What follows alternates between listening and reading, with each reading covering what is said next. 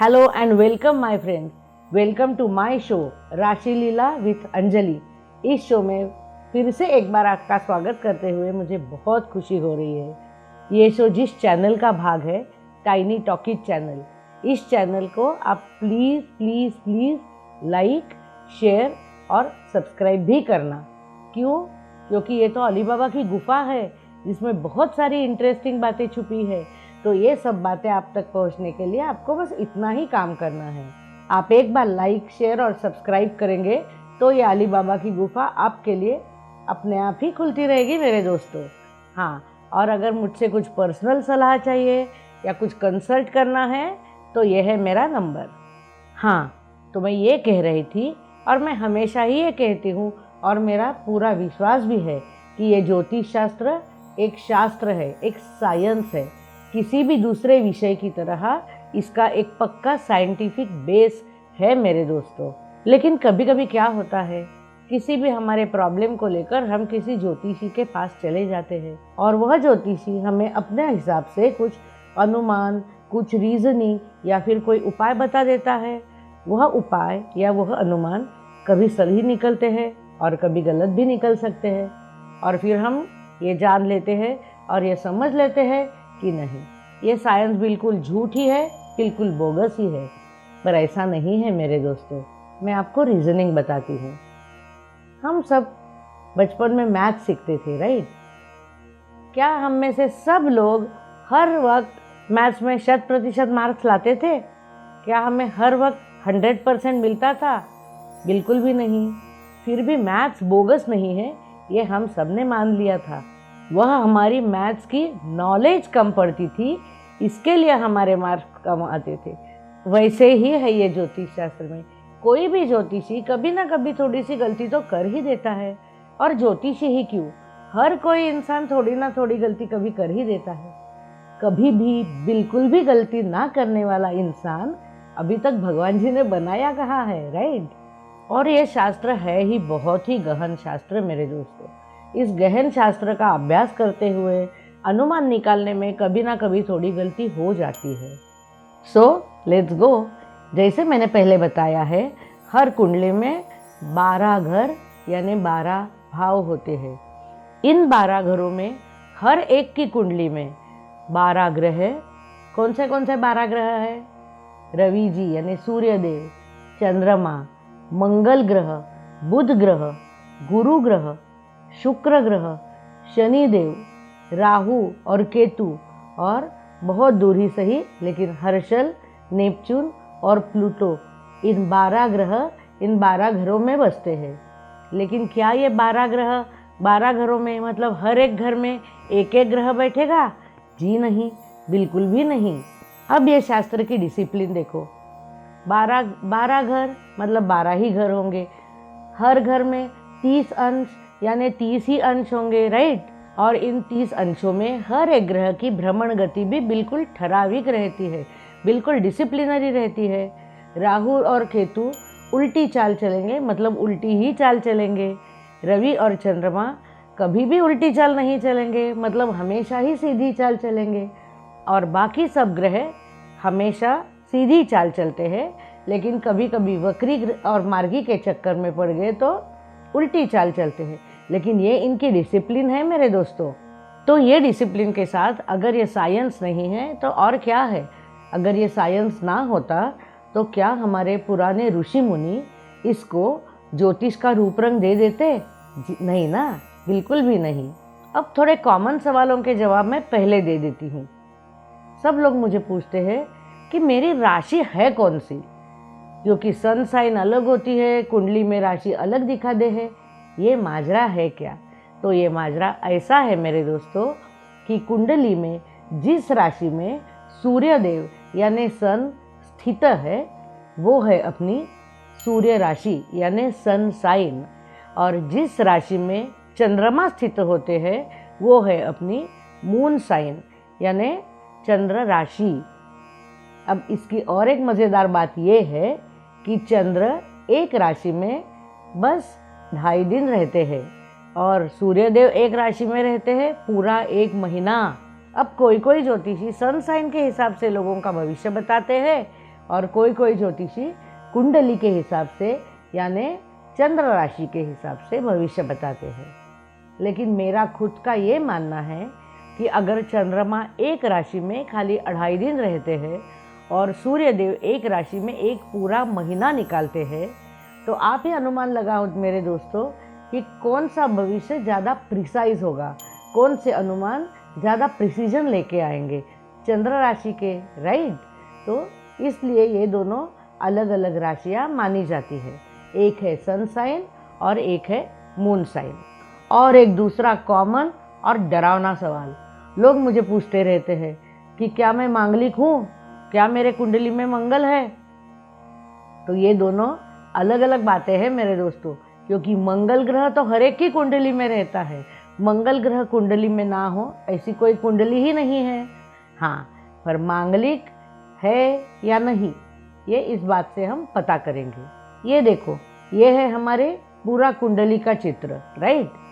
तो ये कुंडली में अगर पहले स्थान में, चतुर्थ स्थान में, सप्तम स्थान में, अष्टम स्थान में और 12वें स्थान में यानी 12th house, 1st house, 4th house, 7th house और 8th हाउस, इन 5 घरों में अगर लग्न कुंडली में मंगल ग्रह स्थित है तो वह कुंडली होती है मांगलिक कुंडली। तो ये मांगलिक कुंडली का और भी एक एंगल है मेरे दोस्तों, क्या ये मंगल सौम्य है या कड़क मंगल है। तो इसका जवाब ये है मेरे दोस्तों कि कुंडली में स्थित मंगल ग्रह राशि बल या स्थान बल से कितना पावरफुल है, उस हिसाब से वह मंगल सौम्य है कि कड़क मंगल है, ऐसे देखा जाता है।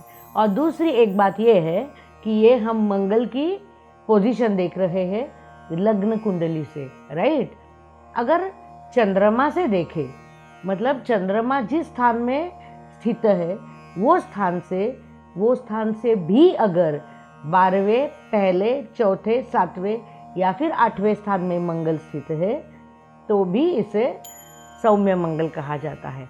और चंद्रमा की कुंडली से भी मंगल है इन ग्रहों में और लग्न कुंडली से भी मंगल इन ग्रहों में है तो वह रहता है कड़क मंगल।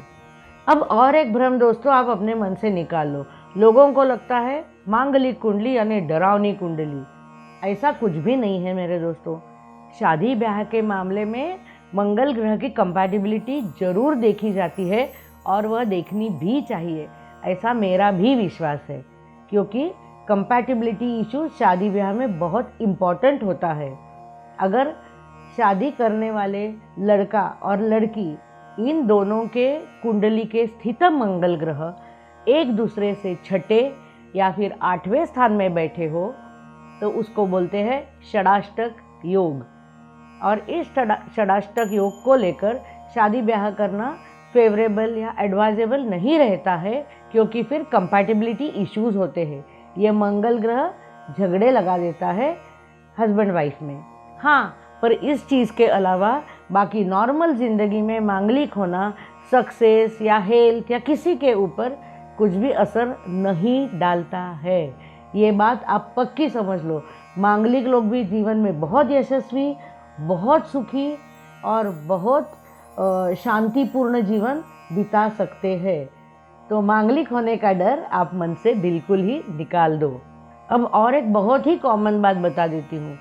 कुंडली में जो 12 ग्रह है उसमें कोई ग्रह है जो नेचुरल शुभ ग्रह यानी नैसर्गिक शुभ ग्रह होते हैं, यानी नेचुरल बेनिफिक प्लैनेट, और कोई ग्रह है जो पाप ग्रह करके जाने जाते हैं यानी नेचुरल मैलिफिक प्लैनेट्स। तो इनमें शुभ ग्रह कौन से हैं मेरे दोस्तों? एक तो अपने चंद्रमा यानी मून, बुध ग्रह यानी मर्क्यूरी, बृहस्पति जी यानी गुरु ग्रह यानी जुपिटर और शुक्र ग्रह यानी वीनस। ये 4 ग्रह होते हैं नैसर्गिक शुभ ग्रह। और नैसर्गिक पाप ग्रह कौन से होते हैं? सूर्य देव यानी सन, मंगल ग्रह यानी मार्स, शनि देव यानी सैटर्न, राहु और केतु। ये है नेचुरल मैलिफिक यानी नैसर्गिक पाप ग्रह। अब जो मैंने नैसर्गिक शुभ ग्रह और पाप ग्रह बता ही दिया है, तो और एक कॉमन बात आपको, मज़े की बात आपको बता देती है। कोई भी बात का या कोई भी ग्रह का फल, जैसा मैंने बताया है, बहुत सी चीज़ों पे डिपेंड करता है मेरे दोस्तों। उसमें एक ये अहम बात है कि कोई भी शुभ ग्रह अगर किसी पाप कर्तरी में फंसा हो, अब ये पाप कर्तरी है क्या? आप पूछेंगे भैया पाप कर्तरी है क्या? तो कर्तरी क्या होती है? कर्तरी यानी कैंची, यानी सीजर, राइट। तो कैंची क्या काम करती है मेरे दोस्तों? उसके बीच में जो चीज़ आए वो काट देती है। तो ऐसे ही कोई भी शुभ ग्रह अगर दो पाप ग्रहों के बीच में स्थित हो तो उसको कहते हैं पाप कर्तरी, यानी दो पाप ग्रहों की बीच में वो शुभ ग्रह कट जाता है, यानी उसका फल कट जाता है। ये है पाप कर्तरी योग। और दूसरा होता है शुभ कर्तरी योग, यानी कोई भी दो शुभ ग्रहों के बिल्कुल बीच में बसा हुआ ग्रह बहुत ही अच्छे फल देगा। हुई ना ये मज़े की बात। अब ये भी बात मैंने पहले ही बता दी है कि हर कोई एक ग्रह कुंडली में कौन से भाव में है, कौन से राशि में है, कौन से नक्षत्र में है, या फिर नक्षत्र के कौन से चरण में है, तो फिर वो शुभ कर्तरी में है या पाप कर्तरी में है, उस पर कौन से ग्रहों की कैसी दृष्टि पड़ रही है, गुरु ग्रह की अच्छी दृष्टि पड़ रही है या फिर पाप ग्रहों की पाप दृष्टि पड़ रही है, इन सब बातों को मिलाकर उसका फल बनता है। हाँ, और एक बात, हर एक ग्रह की अपनी अपनी राशि होती है और हर एक ग्रह की होती है एक अपनी खुद की उच्च राशि, यानी साइन ऑफ एग्जॉल्टेशन, और रहती है हर एक की अपनी एक नीच राशि, यानी साइन ऑफ डेबिलिटेशन। तो ऑब्वियसली आप इन शब्दों से ही जान गए होंगे कि हर ग्रह अपनी उच्च राशि में बहुत ही अच्छा फल देते हैं, नीच राशि में अच्छा फल नहीं देते हैं, और अपनी खुद की राशि में भी उसका फल अच्छा ही होता है। अब ये मज़ेदार बातों का सिलसिला ही हम कर रहे हैं, तो चलो और एक बात कह देती हूँ कि जैसे हमारे फ्रेंड्स लोगों के या हमारे अपने कोई फ्रेंड्स के ग्रुप्स रहते हैं, बिल्कुल वैसे ही ये ग्रहों के भी फ्रेंड्स के ग्रुप रहते हैं मेरे दोस्तों। इनमें भी दोस्ती होती है, इनमें भी दुश्मनी होती है। तो इन सब ग्रहों में दोस्तों के दो ग्रुप्स बने हैं। पहला ग्रुप है चंद्रमा, सूर्यदेव, मंगल ग्रह और अपने बृहस्पति जी, यानी ग्रह ग्रह, इनका।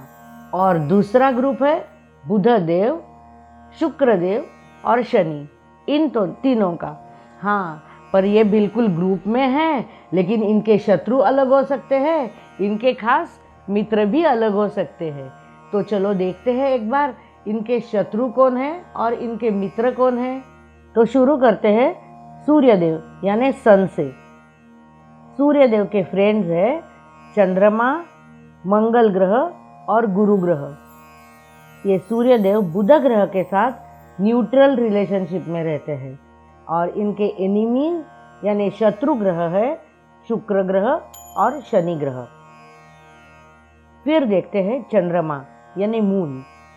चंद्रमा के फ्रेंड्स है सूर्यदेव और बुध ग्रह। ये मंगल, बुध, शुक्र और शनि, इन सब ग्रहों से न्यूट्रल रहते हैं, और चंद्रमा का कोई भी पर्सनल यानी नेचुरल शत्रु यानी एनिमी नहीं है मेरे दोस्तों।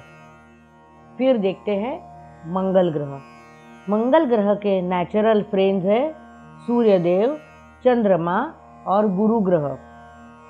ये न्यूट्रल रहते हैं शुक्र ग्रह और शनि ग्रह के साथ, और मंगल ग्रह के एनिमी यानी शत्रु ग्रह है बुध ग्रह। फिर बुध ग्रह की तरफ चलते हैं। बुध ग्रह के फ्रेंड्स है सूर्यदेव और शुक्र ग्रह, और मंगल ग्रह, गुरु ग्रह और शनि ग्रह, इनके साथ ये न्यूट्रल रहते हैं मेरे दोस्तों। और बुध ग्रह के शत्रु है चंद्रमा। हालांकि चंद्रमा के कोई शत्रु नहीं है, लेकिन बुध देव के जरूर चंद्रमा शत्रु है। अब देखते हैं गुरु ग्रह यानी मर्क्यूरी। इनके मित्र ग्रह है सूर्यदेव, चंद्रमा और मंगल ग्रह। शनि ग्रह की तरफ ये न्यूट्रल रहते हैं, और बुध ग्रह और शुक्र ग्रह इनके एनिमीज है यानी शत्रु ग्रह। अब देखते हैं शुक्र ग्रह। शुक्र ग्रह के मित्र ग्रह है बुध और शनि ग्रह। मंगल ग्रह और गुरु ग्रह इनके साथ ये न्यूट्रल रहते हैं और इनके शत्रु ग्रह है सूर्यदेव और चंद्रमा।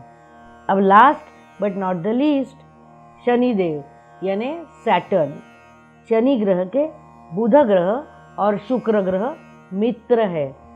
गुरु ग्रह की तरफ ये न्यूट्रल रहते हैं और इनके शत्रु ग्रह यानी एनिमीज है सूर्यदेव, चंद्रमा और मंगल ग्रह।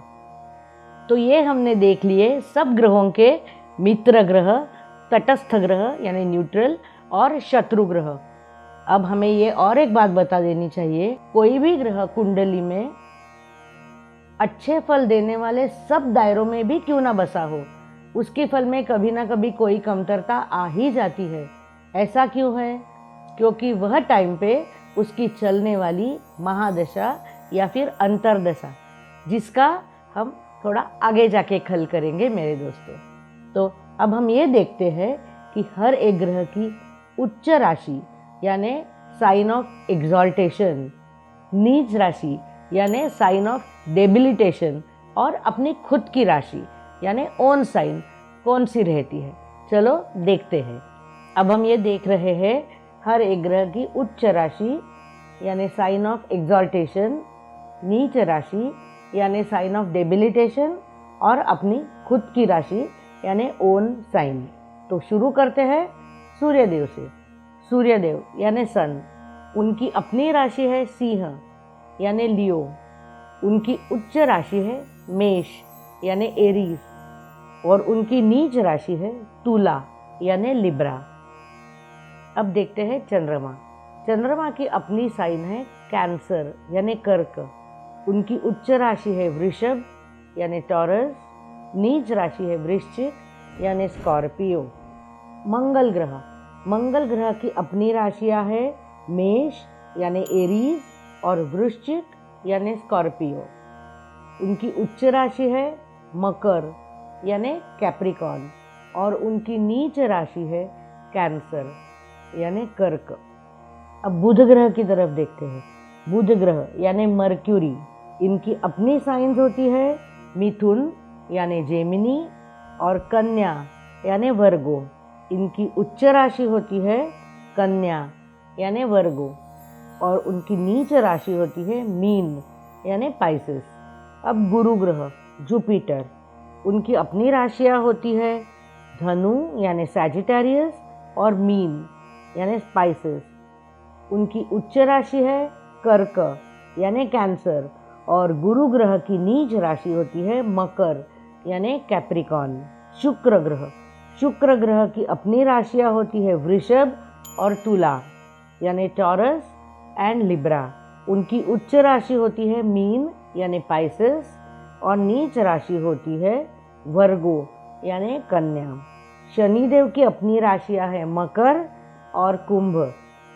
उनकी उच्च राशि होती है तुला यानी लिब्रा और उनकी नीच राशि होती है मेष यानी एरीज। राहु जो है उनकी अपनी राशि होती है कन्या यानी वर्गो।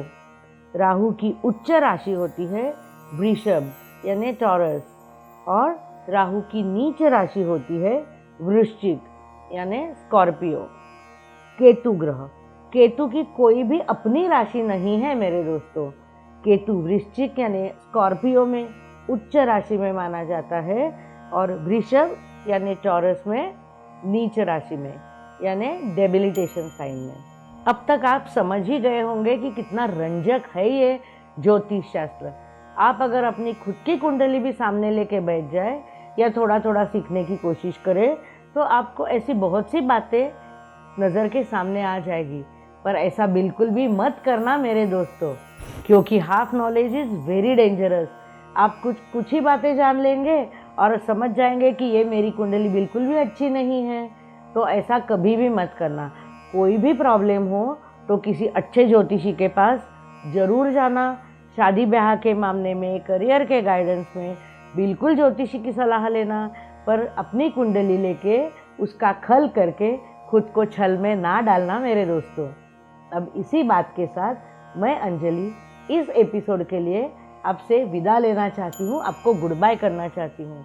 हाँ, पर जाने के पहले हर बात जैसा एक gentle reminder, please like, share and subscribe to this wonderful channel of tiny talkies, और कमेंट्स भी करते रहना। आपकी कमेंट्स का मुझे बहुत इंतज़ार रहता है मेरे दोस्तों। So bye bye, take care, lots of love to you all.